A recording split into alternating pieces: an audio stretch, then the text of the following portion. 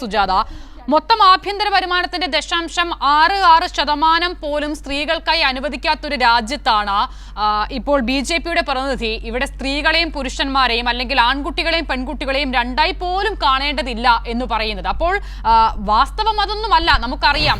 പലപ്പോഴും നമ്മൾ പറയുമല്ലോ ഇത്തരം കാര്യങ്ങൾ എന്തിനാണ് സ്ത്രീകളെ പ്രത്യേകമായി പരിഗണിക്കുന്നത് എന്നൊക്കെയുള്ള ചോദ്യങ്ങളുടെ യുക്തിരാഹിത്യം ഇത്തരം കണക്കുകൾ കൂടിയാണ് വ്യക്തമാക്കുന്നത്. അപ്പോൾ അങ്ങനെ ഒരു രാജ്യത്ത് എന്താണ് ഈ ബജറ്റ് സ്ത്രീകൾക്ക് വേണ്ടി നൽകുന്നത്?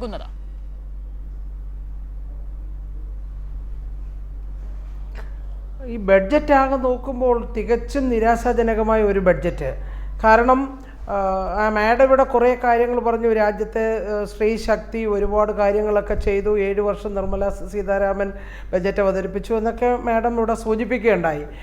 പക്ഷേ ഇന്ത്യയിലെ പ്രബുദ്ധരായിട്ടുള്ള ജനങ്ങൾ 400 സീറ്റ് വാങ്ങി ഞങ്ങൾ ഇന്ത്യയിൽ അധികാരത്തിൽ വന്നു കഴിഞ്ഞാൽ ഞങ്ങൾ ഭരണഘടനയൊക്കെ അട്ടിമറിക്കുമെന്നായിരുന്നു ബഹുമാന്യനായ ഇന്ത്യയുടെ പ്രധാനമന്ത്രി ശ്രീ നരേന്ദ്രമോദി അദ്ദേഹത്തിൻ്റെ എല്ലാ പ്രസംഗങ്ങളിലും സൂചിപ്പിച്ചത്. ഇന്ത്യയിലെ ജനങ്ങൾ അതിനെന്തായാലും അവസരം ഒരുക്കിയില്ല. ഇന്ത്യയിലെ ജനങ്ങൾ BJPയെ ഒറ്റയ്ക്ക് ഭരണത്തിൽ കൊണ്ടുവന്നില്ല. ഘടകകക്ഷികളുടെ പിന്തുണയോടെയാണ് NDA ഗവൺമെൻറ്റാണ് ഭരിക്കുന്നത്, BJP ഗവൺമെൻറ് അല്ല. അതുകൊണ്ട് തന്നെ ആ ഘടകകക്ഷികളെ തൃപ്തിപ്പെടുത്തേണ്ട ആവശ്യം അവർക്കുള്ളത് കൊണ്ടാണ് ആന്ധ്രയ്ക്കും അതുപോലെ തന്നെ ബീഹാറിനും വാരിക്കോരി കൊടുത്തിട്ടുള്ളത്. കാരണം അല്ലെങ്കിൽ ഗവൺമെൻറ്റിന് നിലനിൽക്കാൻ കഴിയില്ല. കാരണം അങ്ങനെയാണ് ഇന്ന് ഒരു ബഡ്ജറ്റ് നോക്കുമ്പോൾ നമുക്ക് കാണാൻ കഴിയുന്നത്. കേരളത്തെ പൂർണ്ണമായും അവഗണിച്ച ഒരു ബഡ്ജറ്റ്. കാരണം BJP ഇവിടെ ധനകാര്യമന്ത്രി പറഞ്ഞ പോലെ BJPയുടെ അക്കൗണ്ട് ഇവിടെ തുറന്നപ്പോൾ കേരളത്തിൻ്റെ അക്കൗണ്ട് അവരവിടെ പൂട്ടിയെന്ന് പറഞ്ഞല്ലോ. കാരണം അർഹതപ്പെട്ടതൊന്നും ഈ ബഡ്ജറ്റ് നമ്മൾ ചോദിച്ചത് ആരുടെ ഔദാര്യമല്ല, നമ്മുടെ അവകാശമാണ്. ഭരണഘടനാപരമായി നമുക്ക് തരേണ്ട കാര്യങ്ങൾ നമ്മൾ ഉൾപ്പെടെയല്ല. എനിക്ക് തോന്നുന്നു BJP ഏറ്റവും നന്നായി ജയിപ്പിച്ച ഒറീസയ്ക്ക് പോലും ഈ ബഡ്ജറ്റിനകത്ത് കാര്യമായിട്ടൊന്നുമില്ല എന്നാണ് എനിക്ക് തോന്നുന്നത്. കാരണം പൂർണ്ണമായും നമുക്കതിനെ പഠിക്കാൻ കഴിഞ്ഞിട്ടില്ല. അപ്പോൾ ഈ ബഡ്ജറ്റ് തികച്ചും നിരാശാജനകമാണ്.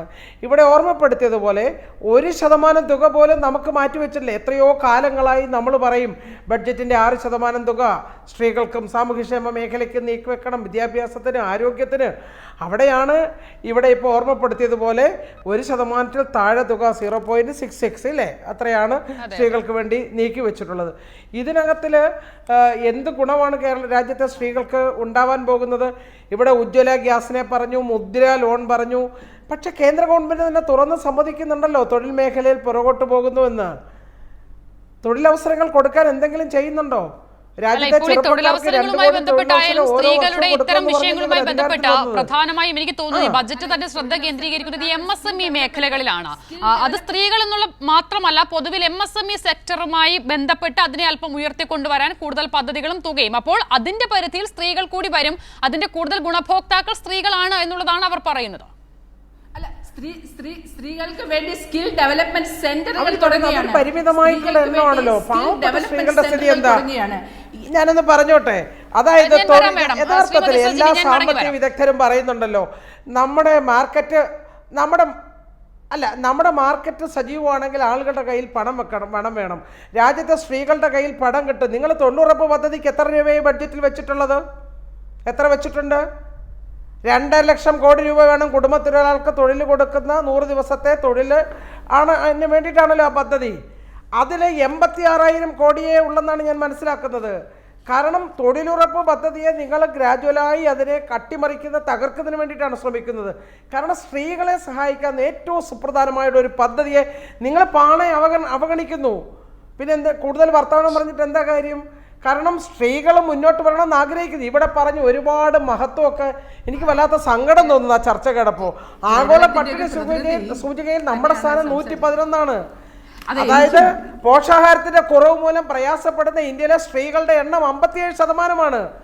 ഇന്ത്യയിലെ പാവപ്പെട്ട സ്ത്രീകൾ നല്ല പോഷകാഹാരം കഴിക്കാൻ 70% സ്ത്രീകൾക്ക് കഴിയുന്നില്ല. 3 നേരം ഭക്ഷണം കഴിക്കുന്ന ഇന്ത്യയിലെ സംസ്ഥാനങ്ങളുടെ പട്ടികയിൽ കേരളവും അത് കഴിഞ്ഞാൽ തമിഴ്നാടുവേ ഉള്ളൂ. 31% സ്ത്രീകൾ 31% ജനങ്ങൾ മാത്രമാണ് ഗുജറാത്തിൽ 3 നേരം ഭക്ഷണം കഴിക്കുന്നത്.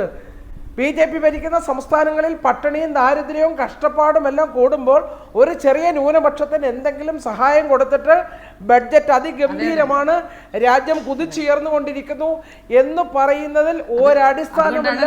അത് ഒരു അല്പം പോലും ശരിയുമാണെന്ന് സമ്മതിക്കാനും കഴിയില്ല. ഈ ഗവൺമെന്റ് രാജ്യത്തെ സ്ത്രീകളെയും കൃഷിക്കാരെയും തൊഴിലാളികളെയും എല്ലാം പാടെ അവഗണിച്ചിരിക്കുന്ന ബജറ്റാണ്.